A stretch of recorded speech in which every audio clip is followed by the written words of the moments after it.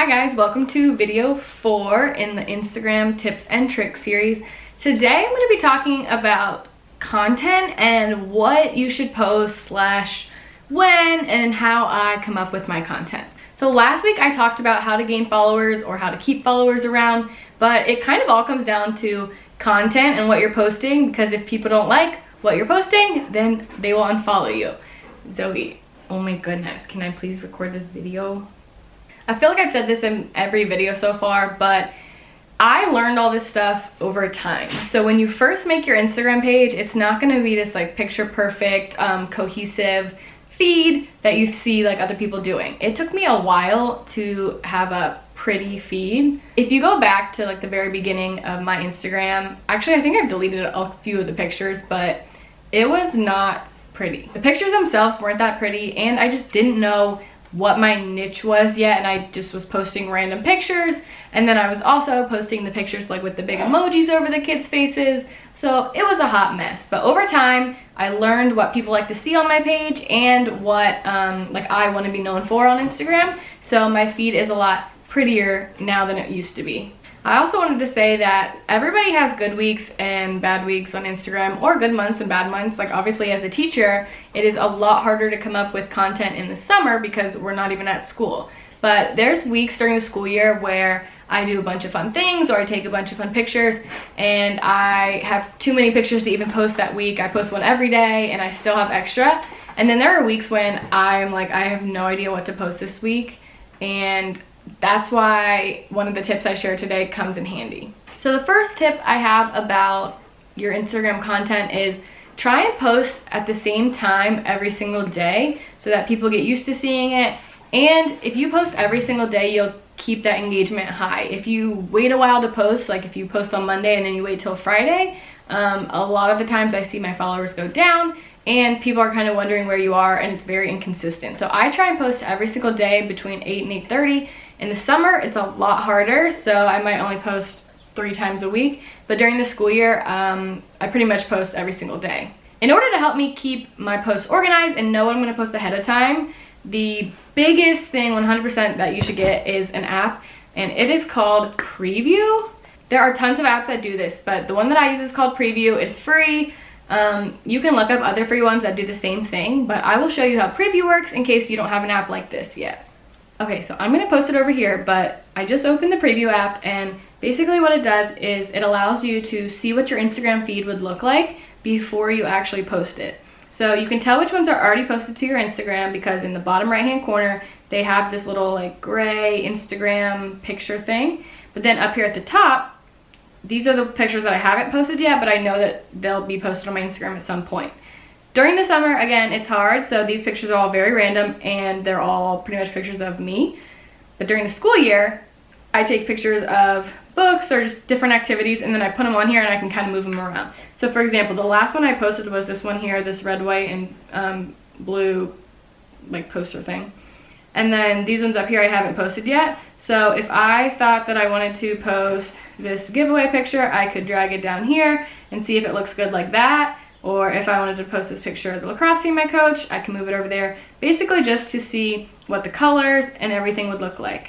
So the other tip that this kind of helps out with is I try not to post 2 pictures back to back of the same thing. So for example, I'm not gonna post a selfie or a picture of me and then another picture of me, usually. During the summer, it's a different story, but during the school year, definitely not. So for example, since the one of me and Bentley is right there, I wouldn't post this one right here. I would try and post either a book or some toy or something like that. But right now, my feed looks weird because it's summertime and I don't have everything to post pictures of like my classroom. Okay, the next tip I have that I try and do with my Instagram is I try and do 3 different things in a row. So like for example, if I post a picture of myself, then the next picture I post is gonna be either of my classroom, of a book, of a game we played, of the students doing something. I never try and post like a picture of me and then another picture of me. I try and spread my feed out. So as you can see down here, during the school year, I did a lot better job of that. But then up here, obviously during the summer, I have this picture of me and my husband, and then a picture of me and the dogs. And then I don't have anything to post this week yet. I do have some pictures to take of some books and stuff like that, but I haven't done it yet. So that's why it looks like that. Also, sometimes what I do, if I know that I have a product that I'm advertising for, or if I have a new book that I got, but I haven't taken like the great picture that I want yet. For example, I'm gonna post about these like little plus blocks later. I will take a picture of just the plus blocks, even if it's not the picture I'm gonna use, and I'll add it to here just so that I can see like where it's gonna fit into my feed and what day I'm gonna post it on. So how you do that is you come up here to the top right and you hit the plus button, you go to photos, and then if you wanted to post this picture of your dog, you would say done, and then it would pop up there, and that way you can drag it around and see maybe what day you want to post it, or if you can break up 2 other pictures with it. He is so cute. But I won't post that, but it's just, I was showing you guys how to do it. Okay, so the other cool feature about this app is the hashtag feature. So if you click that little settings, little circle thingy up in the top left, then you go to hashtag groups. I already have one here called teacher, but I'll show you how to make it. So at the bottom, you click add group.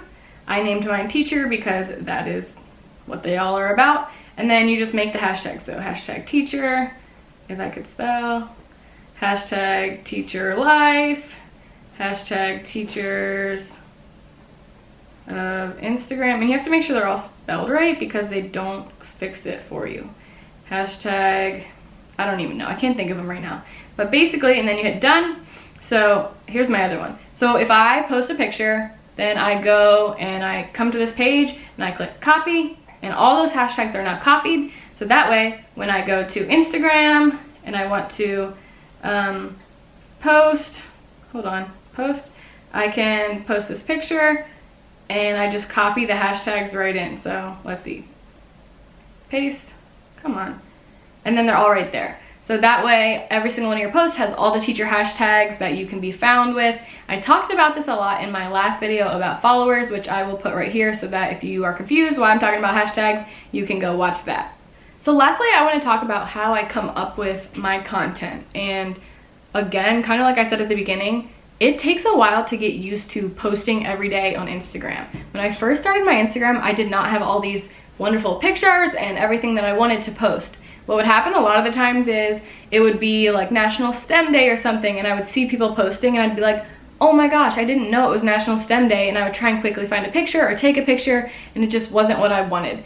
So you really have to get used to looking ahead on the calendar and taking pictures, especially if a holiday falls on a weekend or if you're out of school or something like that. So for example, for National Donut Day, I'm just gonna use that as an example. I know it's something silly and you might not even wanna post about that. But sometimes I see it on the calendar ahead of time, or if like Dunkin' Donuts will advertise and they'll say, next Monday is National Donut Day, blah, blah, blah.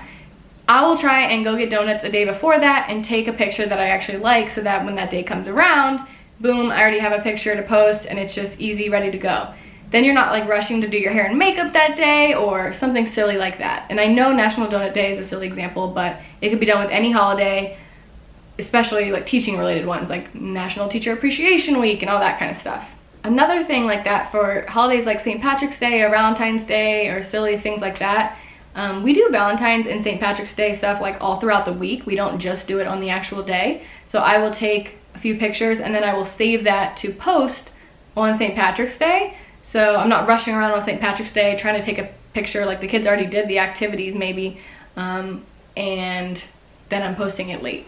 Another thing I learned kind of later on, and can't believe I didn't realize sooner, is that people use what we call stock photos, or they have like a bank of photos, I don't know, whatever you want to call it. But basically, when you see people posting on Instagram and it's like their whole family's put together and it looks great, and it's like 10 a.m. or even later in the day, I don't know. And you're like, wow, I can't believe they all got up and took that picture this morning. They didn't. They probably took that another day and then they saved it to post. So for example, when I have like a t-shirt to advertise for or something like that, I might do my hair and makeup one day a week. And then when I go to school that day, I'll wear a cute outfit and I'll take a picture of something. And then also I will throw this shirt on because I'm already, done up, and I will take the picture that day as well. And then I will just save it for when I need it. And I do that a lot now because I don't do my hair and makeup often. So basically what I'm saying is if you have a good hair day or a good makeup day, or you just are feeling yourself, then take all the pictures you need to for the week that day. Like if you have a new bag you want to show off, put it on an outfit and take your picture. If you have a giveaway to do, put on that outfit and take a picture. If you just want to take a selfie, that way, if you do run out of content and you're like, dang, what am I going to post this week? You can go to your little album of all your like extra or stock photos and find something to post. You can also do this with your normal photos. It doesn't have to be pictures of you. So for example, when I do like a fun theme like Toy Story, when I did that, I covered a whole wall and made it all Toy Story themed, and I took a picture of the kids playing and I posted it that day with the big Toy Story theme in the background. But then I also took a picture from a different angle of my teaching partner and I, and then that way, a few weeks later, I could post again about Toy Story with a big, beautiful background, but it's just a different picture. So when you do a fun theme or you make a cute poster or something, take multiple pictures from different angles. Maybe one's close up, one's far away, one has you in it, one doesn't. That way you can post things like later on as like a throwback, or the following year if you don't do that theme, you can be like, I wish I did this theme again. But basically, when you do something, get 2 or 3 good photos out of it and keep those in your stock photo album. I have a whole album on my phone that's just, I title it Instagram. And then that way, if I'm looking for content or if I'm trying to see what I haven't posted about in a while, I can go to that album and use those pictures. So to wrap it up, what I learned is your feed is like a magazine, basically. So when you open a magazine and it's pretty and colorful and things pop out at you, you want to keep reading the magazine, right? Or if it's a good book, you want to keep reading the book. So your Instagram is just like that. So if people click on your page and they're not impressed by like the bright colors or the different pictures, then they're not going to hang around. You want people to click on your page and be like, wow, it's kind of like an advertisement for your brand or your life or your classroom, whatever your Instagram is about. So I learned that when I started coaching for Beachbody, actually, because Beachbody, you know, you're trying to sell your product. But that's what I do now with my Instagram. I try and keep my content fun and stuff that people would like to see. So next week, I'm going to talk about how to stage your products and get good pictures to post of them on Instagram, and also how to edit it using the app that I always use. I try and use the same filter, so I'll talk all about that. But make sure you subscribe to my channel and follow me on Instagram at Miss Curtis's Classroom so that you can see when I post about it next week.